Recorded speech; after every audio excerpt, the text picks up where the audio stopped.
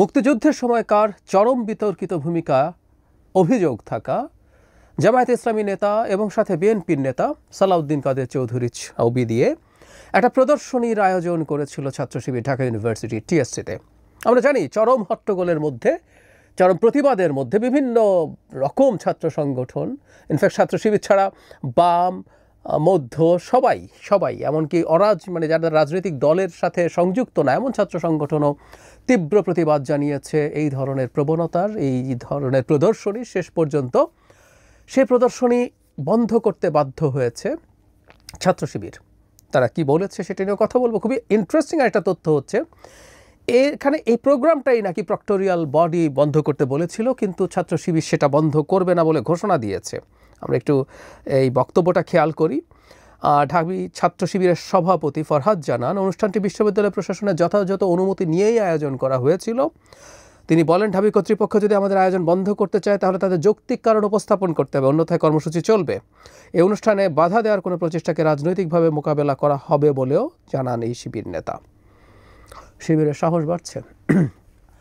আমরা একটা জিনিস চেয়েছি সবসময়, আমি ব্যক্তিগতভাবেও বলেছি, এটা একটু বলে রাখা আগে ভালো।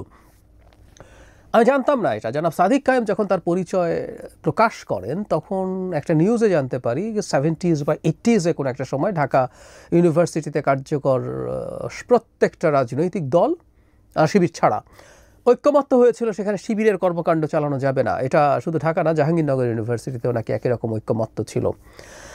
আমি তখন একটা প্রশ্ন করেছিলাম যে কিসের ভিত্তিতে, কোনো অধিকারের ভিত্তিতে শিবিরকে আসলে রাজনীতি করতে দেওয়া হবে না। আলাদা ভিডিও করেছি। আমি শিবির পছন্দ করি না, শিবির নয় হলো শিবিরের রাজনীতি, এটা শিবির না, এনি আইডেন্টিটি পলিটিক্স যারা করেন তাদের যে কেউকে, এটা যে নামেই হোক না কেন, এটা ধর্মের নামে হোক, রেসের নামে হোক, সেটা হিন্দুত্ববাদ হোক, সেটা ইসলাম, এবং একটু আলাদাভাবে একদিন কথা বলবো, আইডেন্টিটি পলিটিক্স পছন্দ না করা মানে ইসলাম বিদ্বেষী, এটাও ট্যাগ করছেন। আমার এই যে আজও লিখবেন আমার এখানে, যেহেতু শিবিরকে নিয়ে কথা বলছি, কারণ সব ট্যাগ দিতে পারলে না কাউকে ঝুঁকিতে ফেলা যায়, মুখ বন্ধ করা যায়। বাংলাদেশে তো তারা হত্যাযোগ্যই হয়ে যায় কাউকে ইসলাম বিদ্বেষী বা ইসলামোফোব যদি ট্যাগ দেওয়া হয়। কোনোদিন সেটা করিনি আমি। ইসলামের রাজনীতি মানে বাংলাদেশের অন্য রাজনৈতিক দলগুলো কি তাই করে? শিবির করছে বা জামায়াতে ইসলামী করছে বা আরও কিছু দল আছে, সব দল তো তা করছে না। বিএনপি তো ইসলামী রাজনীতি করে না, তাহলে কি বিএনপিও ইসলাম বিদ্বেষী হয়ে গেল? বিএনপির লোকজন বলুক তো, তারা বেগম জিয়াকে খুবই শ্রদ্ধা দেখায়, উনি তো ইসলামীর দল করেন, ওনার দল তো ইসলামী দল না, উনি নিজের জামাতকে সমর্থন করেন না। যাই হোক, যে কথাটা বলছিলাম যে আমি এই রাজনীতিটা অপছন্দ করলেও তাদের যারা কনস্টিটিউশনাল ফ্রেমওয়ার্কের মধ্যে রাজনীতি করবেন, এটা নিয়ে আমার সিরিয়াস প্রশ্ন আছে, তারা আদৌ এই কনস্টিটিউশনাল ফ্রেমওয়ার্কের রাজনীতি করেন কিনা সেটা নিয়ে পরে কথা বলবো। কিন্তু যারা অ্যাপারেন্টলি বলছেন তাদের রাজনৈতিক অধিকার রক্ষা করতে হবে, তার রাজনীতি করার অধিকার তার আছে, তাদের আছে, আমি এখনও মনে করি। সুতরাং তারা রাজনীতি করবেন, কিন্তু করতে করতে কখনো কখনো বা অনেক সময়, আমি প্রায় বলি যে আমি শিবিরের নিয়ন্ত্রণে থাকা কলেজে এইচএসসি পড়েছি, সুতরাং নিয়ন্ত্রণে থাকা বলতে কী বোঝায় আমি জানি। ওইটা রাজনীতি না, ওই কাজগুলো করতে দেয়া যাবে না। এবং এই ঢাকা ইউনিভার্সিটিতে যেটা বন্ধ হলো, এটা নিয়ে চিটাগং ইউনিভার্সিটির শিবিরের সাধারণ সম্পাদকের একটা বিভৎস ভয়ঙ্কর স্ট্যাটাস ছড়িয়ে পড়েছে। তিনি বলছেন, অনেকেই বলছেন আজকের ঘটনা চবিতে হইলে কি যে হইতো, জি আপনারা যেটা ভাবছেন সেটাই। আমরা বুঝতে পারছি উনি কিসের ইঙ্গিত দেন। হ্যাঁ, চিটাগং ইউনিভার্সিটিতে দীর্ঘদিন তাদের একচ্ছত্র ত্রাসের রাজত্ব চলেছে। শিবির ঢাকা ইউনিভার্সিটি বা অন্য কোথাও তারা রাজনীতি করতে পারে, শিবির না, এটা আমরা শিবিরের আলোচনা করছি বলে বলছি, এটা ছাত্র দল বা কোনো দলই কোনো ত্রাসের রাজত্ব আসলে বাংলাদেশে কায়েম করতে পারে না। এটা আমরা হতে দিতে পারি না, হতে দিতে চাই না। তারা যদি এখন মনে করে তাদের বিরাট ক্ষমতা হয়ে গেছে, প্রক্টোরিয়াল বডি নিষেধ করতে বললেও তারা সেটা মোকাবেলা করবেন, দ্যাটস ভেরি ব্যাড। যাই হোক, প্রদর্শনীর প্রসঙ্গে আসি। এখানে যে প্রদর্শনীটা হয়েছে সেখানে তাদের নেতা, এখানে ছবি আছে হচ্ছে জনাব মতিউর রহমান নিজামীর, আছে জনাব দেলোয়ার হোসেন সাইদি, কাদের মোল্লা, সাকা চৌধুরীর সাথে সালাউদ্দিন কাদের চৌধুরীর কথা তো বললামই, কাশেম আলী, কামারুজ্জামান, মুজাহিদ, এদের ফাঁসি হয়েছিল। তারা এটাকে বিচারিক হত্যাকাণ্ড এরকম একটা হেডলাইন দিয়ে তারা এটাকে সামনে এনেছে। তাদের বক্তব্যটা আমি একটু পড়ি।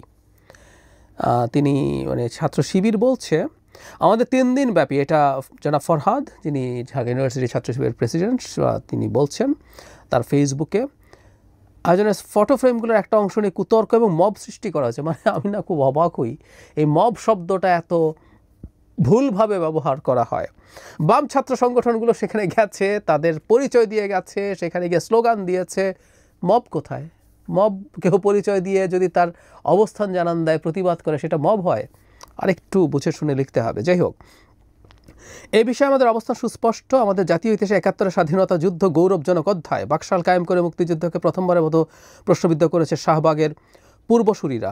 দ্বিতীয় দফায় ১৩ সালে শাহবাগ কায়েম করে আওয়ামী লীগকে ফ্যাসিবাদ বানায় শাহবাগ ও বাকশালের অপরাধীদের বিরুদ্ধে আমাদের রাজনৈতিক অবস্থান থাকবে। ওখানে তারা বলছেন যে শাপলা হত্যাকাণ্ড, সেনা হত্যাকাণ্ড এগুলো দিয়েছে, এখানে তারা এটাকে বিচারিক হত্যাকাণ্ড বলছেন।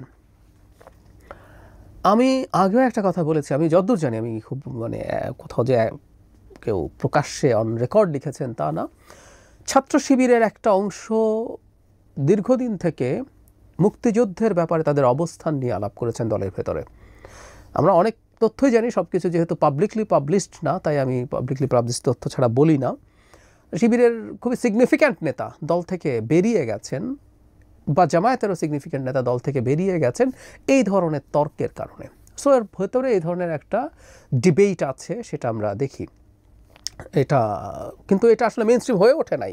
রাদার শিবির, জামায়াত, তাদের সেই পুরনো যে বিভৎসতা আছে, বিভৎসতা, আই মিন ইট, আমি বলবো কেন বিভৎসতা, আগেও কথা বলেছি, আবারও বলবো, ক্রমাগত বলবো, কারণ এই ইস্যুটাকে সরে যেতে আসলে জামায়াত বা শিবিরই দিচ্ছে না। কখনো আমির এটা বলে ফেলবেন, কখনো শিবির এটা করে ফেলবে। আমাদের মনে আছে না, যখন আওয়ামী লীগ নিষিদ্ধের দাবিতে শাহবাগে সমাবেশ হলো, সেখানে গোলাম আজমের বাংলায়, নিজামীর বাংলায় বৈষম্যের ঠাঁই নেই স্লোগান দেওয়া হয়েছে। এই দুইজন বাংলা চায় নাই, বাংলাদেশ চায় নাই। খুব সোজা, না চাইও সমস্যা ছিল না, কিন্তু এগুলো ক্রাইম। আমি আসবো সেই জায়গায়। তারা আবার এগুলো আনলেন এবং যে চেষ্টা করছেন, এই চেষ্টাটা খুবই অন্যায়। বহুবার কথা বলেছি, কারণ এই বিচারের কথা জনাব আজহারের খালাসের পর আলাপটা এসেছিল, তখন আমি বহু জায়গায় আমার ভিডিওতে বলেছি, টিভি টক শোতে বলেছি, আওয়ামী লীগের বিচারে প্রসিডিউরাল সমস্যা ছিল। আমি একেবারেই একমত, শতভাগ একমত। এগুলো বিচার ছিল না, এবং যে পরিমাণ বা যেভাবে তথ্য প্রমাণ সাক্ষ্য উপস্থাপন করার চেষ্টা করা হয়েছে, সেভাবে তাদের ফাঁসি হতো না, এটাও আমি বিশ্বাস করি। আদালত কখনো বাস্তবে কি ধরলাম, কোনো একজন মানে বিচারক সত্যি সত্যি দেখেছেন কেউ মৃত্যুদণ্ডযোগ্য অপরাধ করেছে, কিন্তু তার সামনে উত্থাপিত তথ্য প্রমাণ সাক্ষ্য যদি সেটাকে সাপোর্ট না করে, তিনি কাউকে মৃত্যুদণ্ড দিতে পারেন না। ওটা ন্যায় বিচার না। আদালত তার সামনে উত্থাপিত জিনিসের ভিত্তিতেই করবেন। সেই বিচারগুলো খুবই অন্যায় ছিল, ন্যায় বিচার হয় নাই, কোনো দ্বিমত নাই।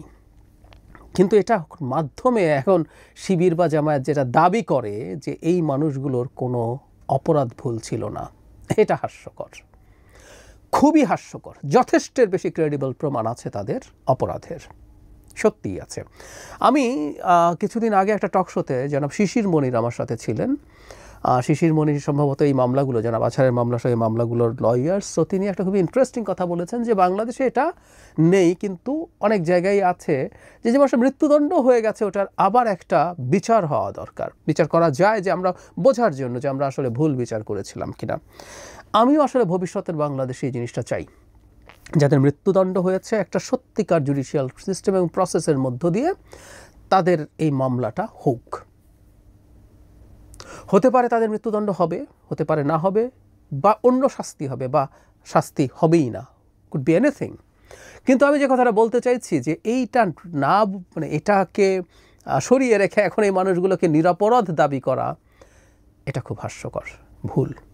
আদালতে ভুল বিচার হয়েছে, তাই বলে তারা সব কিছুর মুক্ত হয়ে গেছেন, এটা মনে করার আসলে কোনো কারণ নেই, না কোনো কারণ নেই, এটা হতেই পারে না। আর আমি আরেকটা কথা এভাবে বলেছি, এভাবে আবার বলতে চাই, জনাব শফিকুর রহমান যখন বিভিন্ন সময়ে মুক্তিযুদ্ধ নিয়ে তাদের এর অবস্থান ব্যাখ্যা করতে যাচ্ছিলেন, তখন বলতাম, আমি তাত্ত্বিকভাবে ধরে নিলাম এরা কেউ মৃত্যুদণ্ড, আবারও বলছি তাত্ত্বিকভাবে ধরে নিলাম এরা মৃত্যুদণ্ডযোগ্য অপরাধী কেউ নন, কেউ কোনো ক্রাইমের সাথে বা ক্রিমিনাল অফেন্সের সাথে জড়িত ছিলেন না। কিন্তু নৈতিকভাবে পাকিস্তান মিলিটারিকে সমর্থন করা, পাকিস্তান মিলিটারি যেভাবে আমাদের এখানে বিভৎস গণহত্যা চালিয়েছে, তার মাধ্যমে পাকিস্তানকে এক রাখার জন্য নৈতিক সমর্থন বা রাজনৈতিক সমর্থন যদি কেউ দেয়, সেটাও বিভৎস ক্রাইম না?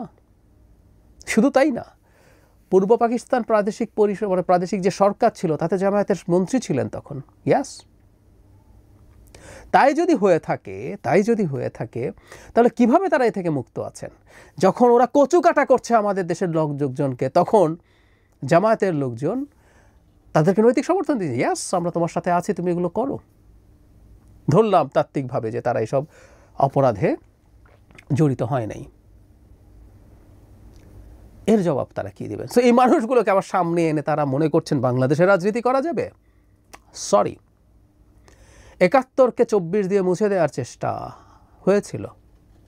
প্রত্যেকটা জামায়াতের আটার স্টুপিডিটি হিসাবে লিপিবদ্ধ থাকবে। এই আলোচনা সবাই করেন। জামাত ইতিহাসে কোনোদিনও সঠিক সিদ্ধান্ত নেয় নেই, জনগণের পালস বোঝে না, জনগণের স্বার্থের বিরুদ্ধে দাঁড়িয়েছে। ৪৭-এ অখণ্ড ভারত চেয়েছে, ৭১-এ পাকিস্তানকে একত্র করে রাখতে চেয়েছে। আমি যদি এর পরে যোগ করতে থাকি, ৮৬-তে হাসিনা যে বেঈমান হয়েছিল, সেই বেঈমানের পার্ট জামায়াত ছিল। এরশাদের শাসন ক্ষমতা, শাসনকালকে দীর্ঘায়িত করার জন্য তারা সাহায্য করেছেন, কোনো সন্দেহ নেই। ২০০৮-এর নির্বাচনে বিএনপিকে নেয়ার জন্য আমি খুবই ক্রেডিবল জায়গা থেকে শুনেছি, জামায়াতেরই চাপে নিয়ে যাওয়া হয়েছিল। জামায়াত এইভাবে চাপ দিয়েছিল, শেষ পর্যন্ত যেতে হয়েছে, না তারা চলে যাবেন। সেটাও সঠিক সিদ্ধান্ত ছিল না, হয়তো অনেকে বলবেন। এই রকমভাবে এখন এসে ২৪-এ তারা গুরুত্বপূর্ণ রোল প্লে করেছেন, জামায়াত ইসলামী এবং শিবির, কিন্তু এসে আবার এখন যে রাজনীতিটা করতে যাচ্ছেন এটা তাদের ডুবিয়েই ছাড়বে। যতটুকু সম্ভাবনা তাদের মনে হচ্ছিল তারা কিছুটা ভালো করার দিকে আগাবেন, এইসব করার মাধ্যমে তারা ৭১কে প্রমিনেন্ট করে তুলছেন। এবং এখন যেটা দাঁড়াবে, কেউ যদি মুক্তিযুদ্ধ নিয়ে কথা বলে তার গায়ে শাহবাগী ট্র্যাক দেওয়ার চেষ্টা হচ্ছে। এই যে এখনও আমার কমেন্টে দেবেন আপনারা, আমি জানি না শুনেই দেবেন, এটাও বলতে পারি, ভিডিও না শুনেই দেবেন, এখানে যেহেতু জামাত শিবিরের হেডলাইন আছে। তো এটা করবেন, অথবা ৭১ নিয়ে বললেই আওয়ামী লীগের দোসর বানিয়ে দিয়ে ট্যাগিং করে বন্ধ করার চেষ্টা করবেন, লাভ হবে না। শেখ হাসিনার আওয়ামী লীগের যে বয়ান, আওয়ামী লীগের চেতনা নামে যে নোংরামি, যেটার মাধ্যমে অন্তত ২০১৮ পর্যন্ত তারা ফ্যাসিবাদ কায়েম করেছিল, সে আওয়ামী লীগের চেতনা আমরা পুছি না, ওটা নেই না। ওটার বিরুদ্ধে প্রচুর ফাইট করেছি, ইটস রেকর্ডেড। কিন্তু বাংলাদেশে মুক্তিযুদ্ধ হয়েছিল, সেই মুক্তিযুদ্ধে একটা স্পিরিট ছিল, সেই স্পিরিটটা আমরা